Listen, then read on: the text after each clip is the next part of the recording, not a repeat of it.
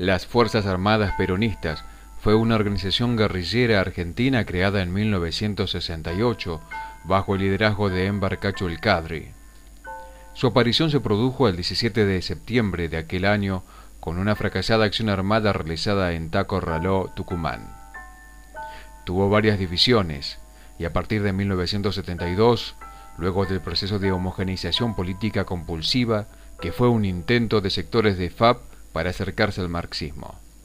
Esto fue rechazado por la línea más antigua y cercana de la resistencia peronista, la alternativa independiente que sostenía que se creara un movimiento de base peronista, pero alejada del sindicalismo y del partido peronista. Algunos historiadores señalan que después de la separación de los grupos que se llamaban FAP 17 de octubre, referente Enver El Cadri, y FAP Comando Nacional y los Iluminados por el marxismo. La FAP instalaron un campamento integrado por 14 guerrilleros, 13 varones y una mujer, Amanda Peralta, denominado El Plumerillo en la localidad de Taco-Raló, en la provincia de Tucumán. El 19 de septiembre el grupo fue sorprendido por la policía, que los puso a disposición de la justicia.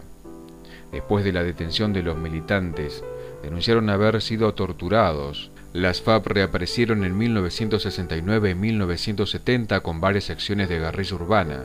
En 1971 las FAP sufrieron una división debido a la cual fueron expulsados. Este sector se integró a los Montoneros. El Ejército Revolucionario del Pueblo, liderado por Mario Roberto Santucho en la Argentina durante 1970, hacia principios de 1977, había sido desarticulado por las Fuerzas Armadas como consecuencia del operativo Independencia y del autodenominado Proceso de Reorganización Nacional. Su fundación fue en julio de 1970 y por iniciativa de Mario Roberto Santucho, su esposa Ana María Villarreal, Luis Pujals, Enrique Gorriarán Merlo, Benito Urteaga, Domingo Mena, José Joe Baker y Jorge Carlos Molina, entre otros tantos delegados, fundan el Ejército Revolucionario del Pueblo para encarar la guerra revolucionaria obrera y socialista. Los objetivos declarados por el Ejército Revolucionario del Pueblo eran lograr, mediante la lucha armada, la toma del poder para hacer la revolución socialista en el país y extenderla al resto de América Latina. Para obtener fondos y armas que necesitaba para crear su guerrilla, el ERP realizó asaltos a bancos y a cuarteles militares, así como también secuestros extorsivos. En abril de 1973, miembros del ERP asesinaron a Oberdan Salustro, un empresario de ciudadanía italiana que tenían secuestrado. La segunda gran acción fue el asalto al Comando de Sanidad del Ejército en la capital federal.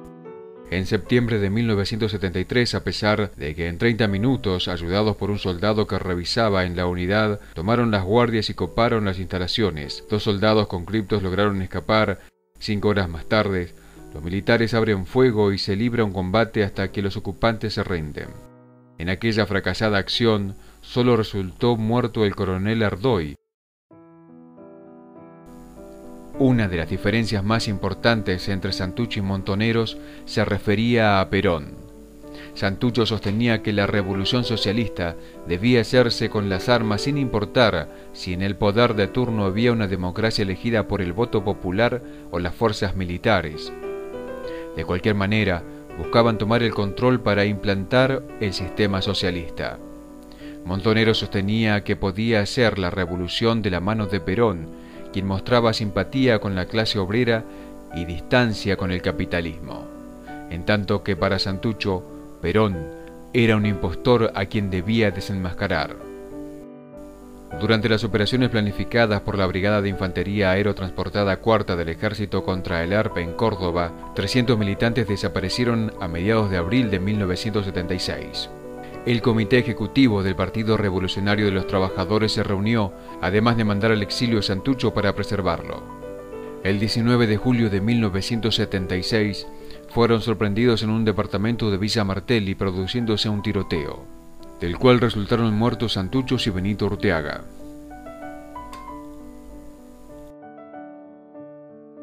Los montoneros se identificaban con la izquierda peronista, que desarrolló su lucha entre 1970 y 1979, aunque su periodo de máximo poder se extendió hasta 1976.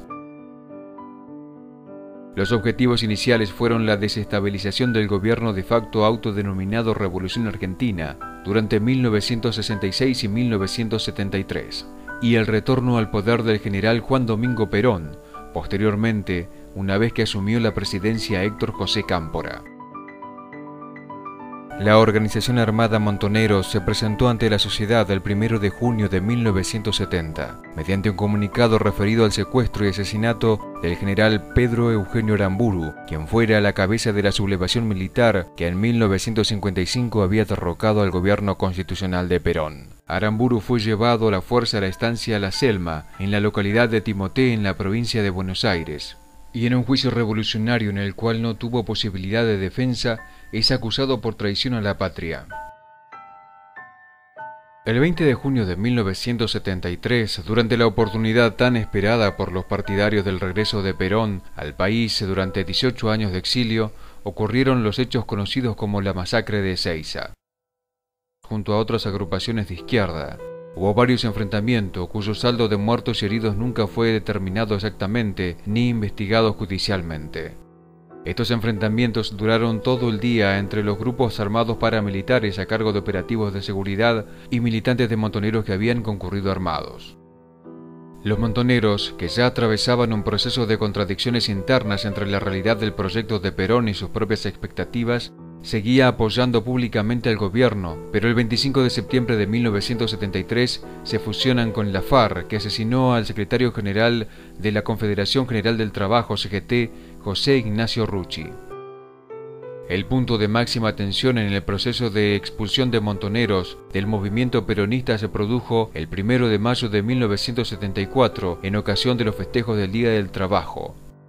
Indignado por los cánticos ofensivos que entonaban las columnas montoneras contra su esposa, contra López Rega, y acusando a su gobierno de estar lleno de gorilas, Perón los llamó estúpidos e imberbes en un encendido y recordado discurso desde el balcón de la Casa de Gobierno. La conducción de Montoneros sabía en octubre de 1975, como todo el país, que se aproximaba el golpe, e incluso tenían, gracias a sus informantes, detalles y precisiones del mismo. Firmenich dijo: "No hicimos nada por impedirlo, porque en suma, también el golpe formaba parte de la lucha interna en el movimiento peronista". Los montoneros sufrieron un gradual aislamiento de la base popular peronista, hasta que fueron completamente derrotados por el autodenominado Proceso de Reorganización Nacional. Muy pocos militantes orgánicos han sobrevivido luego del exterminio de la dictadura.